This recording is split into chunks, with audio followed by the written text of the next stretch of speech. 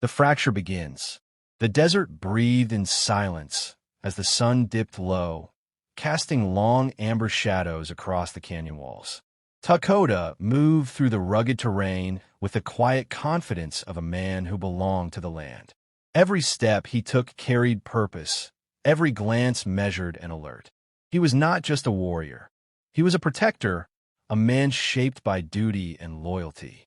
Victory still lingered in the air behind him. The battle had been swift, decisive. His people would eat, would sleep without fear for another night.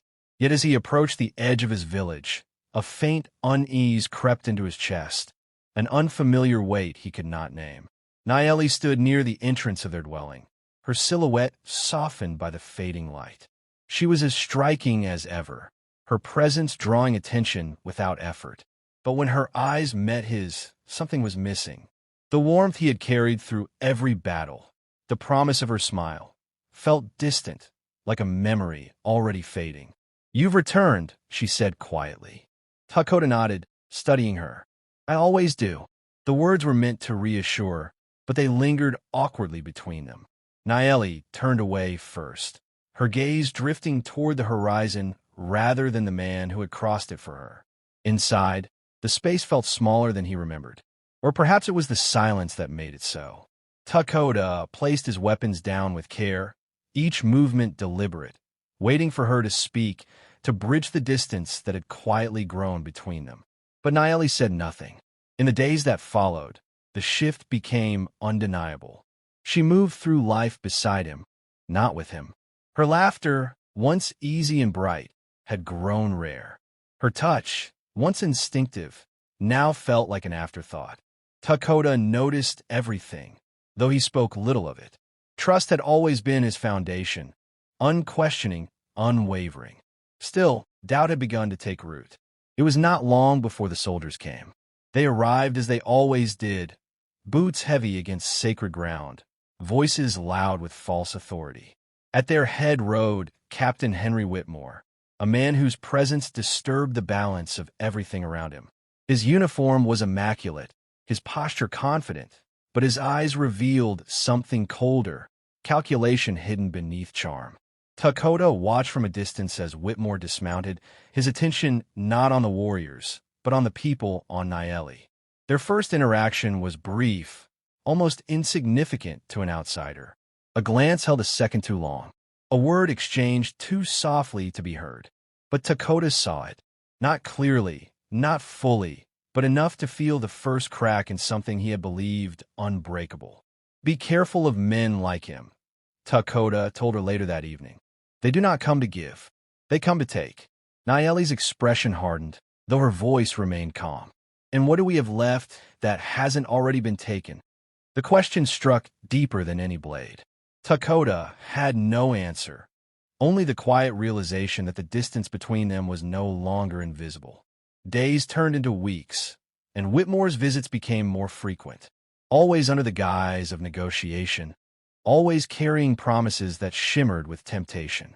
Food, safety, a future beyond struggle. Takoda dismissed them. He had seen such promises before, had watched them unravel into chains. But Nayeli listened. She listened when Whitmore spoke of a different life. She listened when he described places untouched by war, where survival did not depend on the edge of a blade. And slowly, almost imperceptibly, she began to believe him. One evening, as the sky burned red with the dying sun, Takoda returned early from scouting. The village was quiet, too quiet. His instincts sharpened instantly, guiding him beyond the familiar paths, toward the cliffs where shadows gathered. That was when he saw them. Nayeli stood close to Whitmore, her posture tense yet unresisting. The distance between them was gone. Whatever words passed between them were lost to the wind, but their meaning was unmistakable. Takoda did not step forward. He remained hidden, his breath steady even as something inside him fractured. It was not anger that came first. It was disbelief, a quiet, crushing realization that trust, once broken, does not shatter loudly. It collapses in silence. Nayeli turned slightly, and for a moment, Takoda thought she might see him, might speak his name. might choose him, but she didn't. Instead, she reached for Whitmore. The gesture was small, final. Takoda turned away before he could see more. Each step back toward the village felt heavier than the last, as though the ground itself resisted him. He had faced enemies without fear, had stood unyielding in the face of death. Yet this quiet betrayal, cut deeper than any wound he had ever known. That night he said nothing. Neither did Naeli. But the silence between them was no longer empty. It was filled with something far more dangerous, and far from over. Betrayal and ruin. Dawn broke without warmth. A thin, colorless light stretched across the desert, as if the sun itself hesitated to rise over what was to come. Takoda stood at the edge of the encampment, his gaze fixed on the distant horizon. The wind carried no warning, yet his instincts refused to quiet. Something had shifted beyond repair, and he could feel it in the stillness. Behind him, the village stirred uneasily. Conversations were hushed, movements quick and uncertain. Even the elders, who spoke with the calm of those who had seen countless seasons, wore expressions tightened by unseen dread. War was no longer approaching. It had arrived. The first shot shattered the silence. It echoed across the canyon like a thunderclap, followed by another, and then many more. Chaos erupted instantly. War cries, gunfire, the pounding of boots against dry earth. Takoda did not hesitate. He moved with practiced precision, his body guided by instinct as much as training. He fought not for glory, but for survival. The soldiers came in waves, their formation too calculated, too precise to be chance. They knew where to strike. They knew where the defenses were weakest. Takoda cut through them with relentless focus, his strength unmatched, his movements sharp and unforgiving. Yet even as he fought, a single thought pressed at the edges of his mind. How did they know? The answer lingered unspoken, but it was there, heavy, undeniable. The line broke faster than it should have.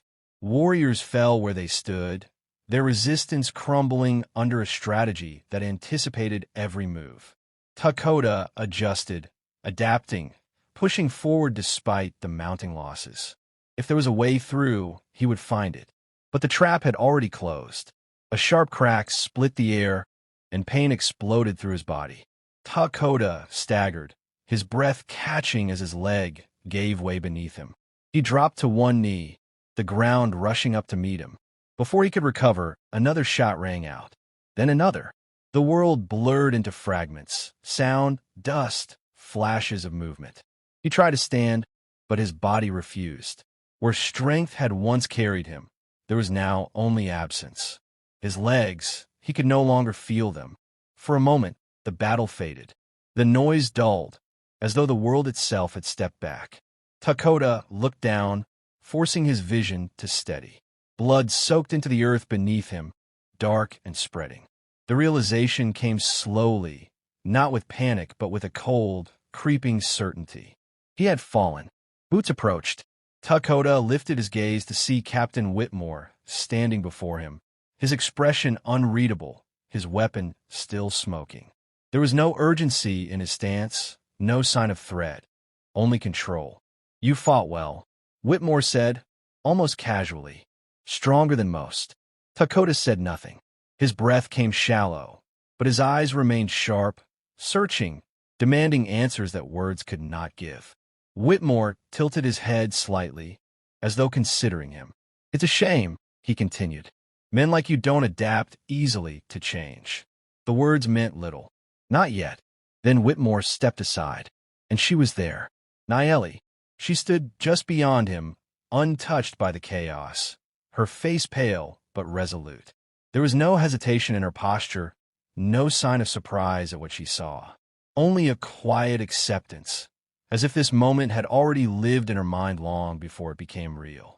Takoda's chest tightened. Everything fell into place. Not the battle, not the strategy. Her. If the word barely formed, his voice rough, unfamiliar even to himself. Naeli did not move closer. She did not reach for him. Instead, she held Whitmore's gaze for a brief moment before looking back at Takoda, something flickering in her eyes, Regret, perhaps, or something weaker, more fleeting. "I chose to live," she said softly. The simplicity of it struck harder than any weapon. Takoda searched her face, not for explanation, but for denial, for anything that might fracture the truth now standing before him. But there was none, only finality. The battle had been decided long before the first shot was fired. Whitmore turned away, already losing interest. "Leave him," he ordered to the soldiers nearby. "He won't last." No one argued. No one stayed. The sounds of conflict began to fade as the soldiers moved on, their purpose fulfilled. Dust settled slowly over the remains of what had once been resistance. Takoda lay where he had fallen, the weight of the world pressing down on him with crushing clarity. He had not been defeated. He had been abandoned. Time passed, minutes, perhaps longer. The sun climbed higher, its heat unrelenting. Blood continued to seep into the ground, each drop carrying strength away with it. Takoda's breathing grew shallow, his vision dimming at the edges. But his mind remained awake. It returned to every moment, every glance he had dismissed, every silence he had chosen not to question. Trust had not been broken in an instant. It had eroded, piece by piece, until nothing remained. And he had allowed it. A shadow passed over him briefly, a bird circling above, waiting. The desert did not mourn. It only endured. Takoda closed his eyes, not in surrender, but in exhaustion. The fight within him flickered, uncertain, caught between instinct and inevitability. There was nothing left to hold on to, no strength to rise, no reason to try, only emptiness. The wind shifted again, carrying a different sound this time, faint, distant, but real. Footsteps, slow, approaching. Takoda forced his eyes open, his vision blurred but searching. A figure moved against the light, indistinct at first, then gradually taking shape. Not a soldier, not one his own, something else, someone else. He could not yet understand what it meant, only that the story was not over. A stranger's mercy. The figure did not rush. She moved with cautious intention, each step measured against the silence of the ruined battlefield. The desert had already begun its work, dust settling over blood, wind softening the edges of violence. But the traces of what had happened remained undeniable. Evelyn Carter had seen loss before. It had followed her across miles of unforgiving land, lingering in the empty spaces beside her where her husband once walked. She had learned to recognize its shape, to feel its presence even before her eyes confirmed it. But this was different. This was not the aftermath of fate. This was the aftermath of choice. She tightened her grip on the small canteen at her side and continued forward. The bodies scattered across the ground told a clear story, one she did not need to fully understand to fear. Yet something drew her further in, past reason, past the quiet warning urging her to turn back. Then she saw him. At first, he seemed no different from the others, still broken, claimed by the desert. But as she drew closer, a faint movement caught her attention. A shallow breath. A flicker of life where there should have been none. Evelyn stopped. He was not a man she was meant to help. Everything in her world had taught her that. He was Apache, a warrior, the very kind her people feared, fought, and fled from. The boundary between them was not simply distance. It was history, blood, survival. Helping him would be a risk. Leaving him would be easier. She hesitated, the weight of that choice pressing heavily against her chest. Her gaze lingered on his face, hardened by pain, yet unmistakably alive. There was strength there, even in ruin, a will that had not yet surrendered. Evelyn exhaled slowly. Then she stepped closer. Takoda barely registered her presence at first. The world had narrowed to fragments, heat, pain, the slow fading of sensation. But the sound of movement returned, sharper now, pulling him back from the edge of unconsciousness. He forced his eyes open. The light blinded him momentarily, but as it settled, a shape formed above him. Not a soldier, not one of his own. A woman, unfamiliar, her features softened by concern rather than threat. He did not trust it. "Don't," he managed, his voice raw, barely more than a breath. Evelyn froze, surprised by the sound. She had expected silence, not resistance, not awareness. "You're alive," she said quietly, more to herself than to him. Takoda's gaze hardened, though his strength faltered. "Leave." The word carried no force, yet its meaning was clear. Pride remained, even as everything else had been stripped away. Evelyn knelt beside him, ignoring the command. "If I leave," she replied softly, "you will die." A simple truth, unavoidable. Takoda closed his eyes briefly, as though weighing the words. Death had already been within reach. It would be easier to let it take him than to accept help from someone he did not know, someone he had every reason to distrust. Yet his body betrayed him. The instinct to survive still lingered, stubborn and unrelenting. Evelyn unscrewed the canteen and lifted it carefully. "Drink," she said, her tone steady, leaving no room for argument. He did not respond, but when the water touched his lips, he did not turn away. The act was small, almost insignificant, yet it marked the first fracture in his resistance. Relief flickered across Evelyn's face, though she quickly masked it. There was no time for hesitation now. His wounds were severe, worse than she had initially realized. Blood had dried unevenly across his body, and the damage, she forced herself not to look too long. He had lost more than strength. He had lost his future as he once knew it. "You need shelter," she murmured, already assessing what little she could do. "I can't leave you here."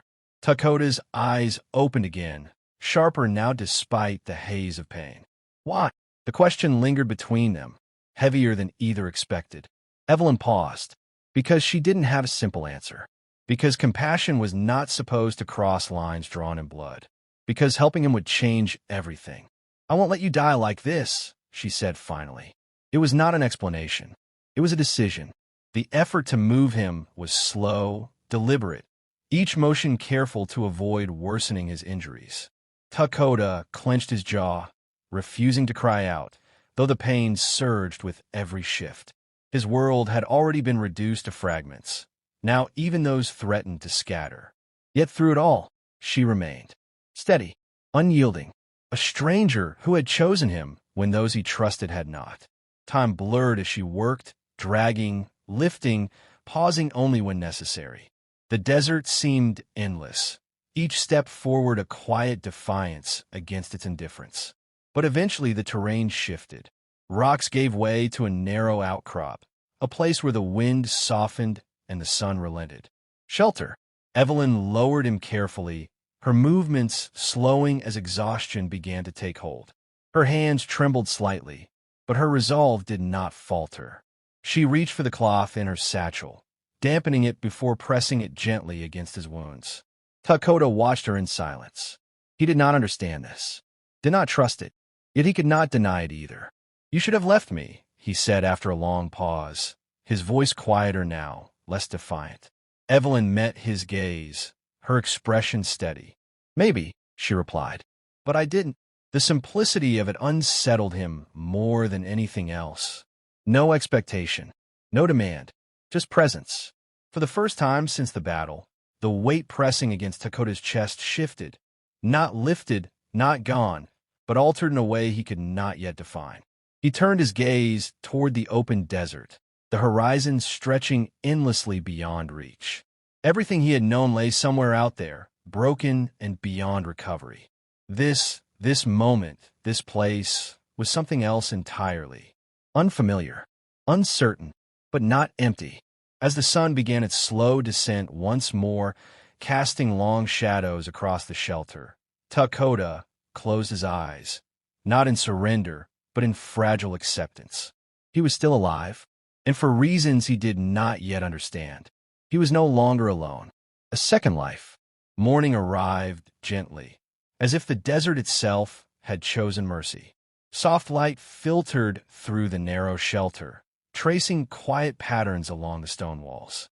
The air was cooler here, calmer, removed from the violence that had reshaped everything beyond its edges. For the first time since the battle, the world did not feel like an enemy.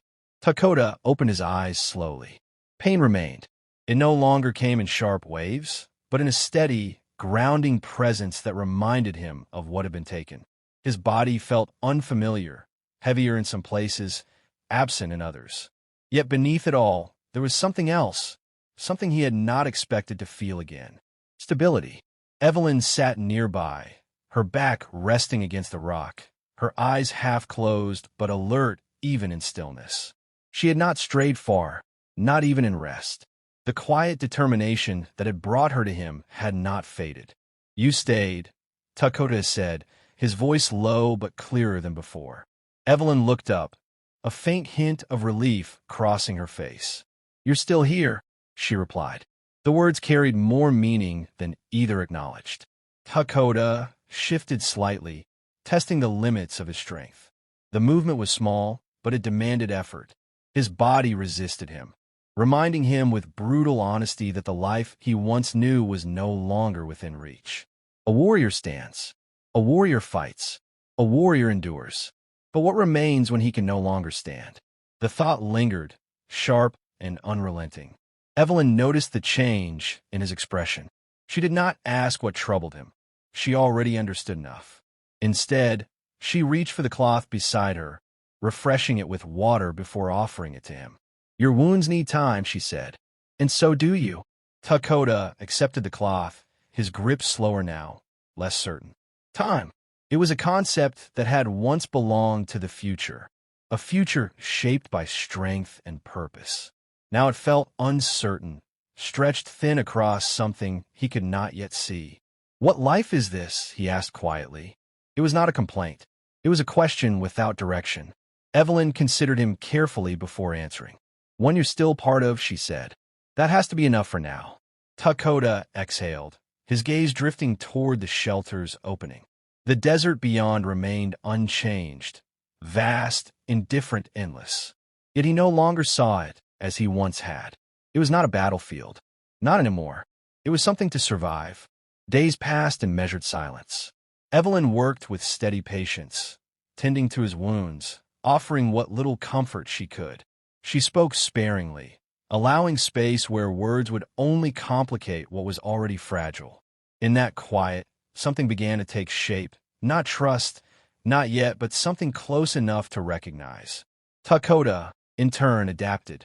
Not easily, not willingly, but undeniably. Each small movement became a test of endurance. Each breath, a reminder that survival was no longer instinct alone. It was choice. The absence of his legs no longer shocked him as it once had. Instead, it settled into a harsh reality, one he could not escape. And slowly, he stopped trying to. One evening, as the sun dipped low once more, Evelyn stepped outside the shelter, her gaze scanning the horizon. The stillness had returned, but it carried a different weight now, one that stirred unease rather than calm. Takoda watched her from within. "Someone comes," he said. It was not a guess. Evelyn turned slightly, her posture tightening. In the distance, a lone figure moved against the fading light. Unsteady, slower than it should have been. As the figure drew closer, recognition came not through sight, but through something deeper, something unresolved. Nayeli. She looked different. The confidence that had once defined her had faded, replaced by something worn and uncertain. Her steps faltered as she approached, as though each one carried more doubt than the last. The desert had not been kind to her either. Evelyn remained where she was, her presence steady but watchful. Takoda did not move. For a long moment, no one spoke. Nayeli's gaze found his, and whatever words she had carried with her seemed to vanish. The distance between them was no longer measured in steps, but in everything that had been lost. "I thought you were dead," she said finally, her voice unsteady. Takoda held her gaze, his expression unchanged. "You left me to be." The truth settled heavily between them. Nayeli lowered her eyes, the weight of it pressing visibly against her. "I made a choice," she said, though the conviction behind it had weakened. "Yes," Takoda replied. "You did." Silence followed. There was no anger in his voice, no demand for explanation, only a quiet acknowledgement of what had already been decided. Nayeli took a step closer, hesitation breaking through her resolve. "I was wrong." The words came too late. Takoda studied her, not with bitterness, but with clarity. The bond they once shared no longer held meaning. It had not been broken in a single moment. It had unraveled thread by thread until nothing remained. "I have nothing left for you," he said. The finality of it did not rise in volume. It did not need to. Nayeli flinched, as though struck by something unseen. For a moment, it seemed she might speak again, might reach for something to hold on to. But there was nothing left to claim. Not here. Not anymore. She turned away slowly, her figure retreating into the same horizon she had once chosen over him. This time, there was no promise waiting beyond it. Only consequence. Evelyn stepped back into the shelter, her presence quiet but certain. She did not ask what he felt. She did not need to. Takoda exhaled slowly, a weight lifting, not entirely, but enough to breathe without it pressing down on him. "It is done," he said. Evelyn nodded once. Yes. Outside, the sun disappeared beneath the horizon, leaving behind a sky painted in fading gold and deepening shadow. The desert remained vast, unchanged in its indifference. But within the shelter, something had shifted. Takoda turned his gaze forward, not toward what had been lost, but toward what remained. It was not the life he had known. It was not the future he had imagined, but it was his. And for the first time since everything had fallen apart, it felt like a beginning.